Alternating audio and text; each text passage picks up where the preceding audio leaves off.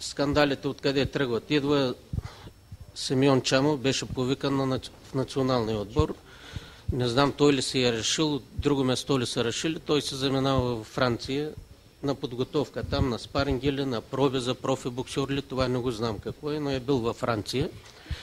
И аз му казах, ако беше дошъл да ми каже, тук да знаят ръководство всичко, що мотива за пари, нямаше проблем да иде да си ги вземе тия пари, но никой не знаеше той къде се намира. Как да дойдоха, ще обясна за тримата точно където станата из турнира и дойде той и треньора му, обажда се техния изпълнителен директор, тъй Симеон Чамов е добър боксер. Викам, да, знам, че е добър боксер, нека да играе на странжата.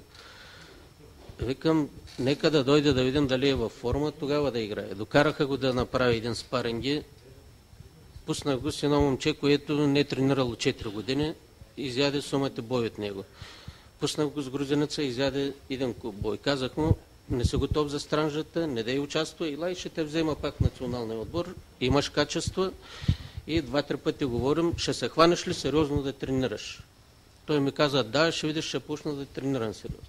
Дойдоха, помолиха се да участва на странжата, събрахме се там от управителния съвет, това в момента преди да започне странжата, решихме да го допуснем. Игра точно 30 секунди, беше нокаутиран. Въпреки това го взех в националния отбор и той почна да се тренира по същия начин. Срещу него тая репресия, където той я казва, че не му позволявам да се спи в къщи. Дори и му казах, ако искаш да се спиш в къщи, кажи, няма проблеми. Отиваш, спи си в къщи, но да не плащаме хотел. В тая криза без нищо да се хвърлят тия пари. Тая федерация не може да плати един хотел. И това е репресията срещу него. Другия боксер е Евгений Борисов, който не беше и шампион на България. Той също с добри качества, но го мързи да тренира. И пак проведох с него разговор, викам, ще почнеш ли? Той вика, вземи ме в националния отбор, ако ме вземеш, Бургас ще ме дават заплата. Викам, ти имаш качествата, обещаваш ли, че ще почнеш да тренираш както трябва? Той ми вика, да, ще видиш, и тук до няколко, потренира 2 дена, спре, се тренира за здраве, за апетит и наближи, аз ще получавам ли пари? Аз на него никога не съм му казвал, че ще му дам пари.